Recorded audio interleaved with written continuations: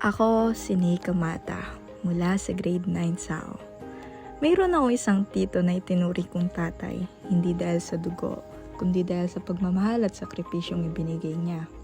Simula nung bata pa ako hanggang ngayon, siya ang naging sandigan ko, gabay ko at palaging tumutulong sa akin sa mga panahong ako'y nangangailangan. Para sa akin, hindi mahalaga ang tawag sapagkat sa puso ko siya ang aking ama. At ang ilihiyang ito ay alay ko sa kanya, bilang pasasalamat, pagmamahal at alaala sa isang taong minahal ako na para akong sariling anak.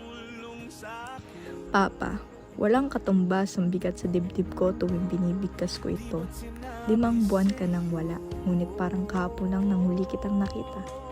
Ang mundo ay huminto at ako'y naiwan. May mga gabi pa rin umaasa ang maririnig ko ang yabag mo. Ang pamilyar na tunog ng pinto ang dahan-dahang bubukas, pero katahimikan lang sumasayubong sa akin. Isang katahimikan mas maingay kaysa sa anumang sigaw. Papa, naalala ko ang mga sandaling ikaw ay lasing. Magulo ang mga salita, mabigat ang hakbang, ngunit malinaw ang isang bagay, pagmamahal mo.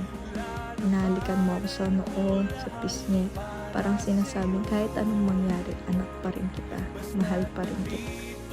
Ngayon, wala na ang mga halik na yun, ngunit naiwan ang init nila sa aking alaala. Hindi kita hinahanap sa malalaking bagay, Papa.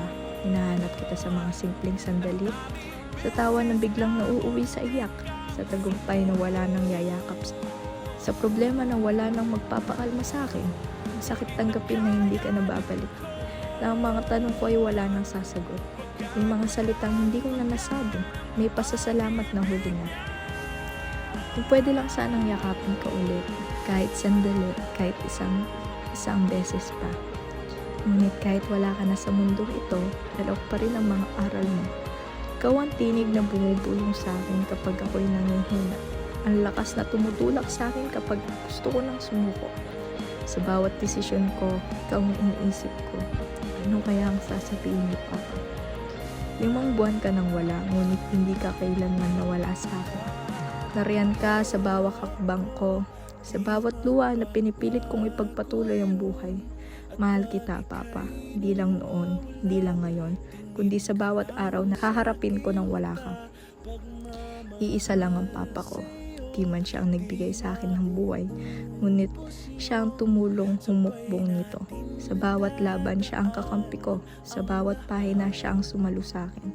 Para sa akin, sapat na yon upang matawag siyang tunay na ama. Pahinga ka na, Papa. Ako na bahala sa sarili ko. Bitbit ang pagmamahal mo, bitbit ang alaala mo. Bitbit ang isang pusong sugatan, ngunit patuloy na nagmamahal. Dito sa lupa, ipagpapatuloy ko mga pangarap na minsan mong ipinangarap para sa akin.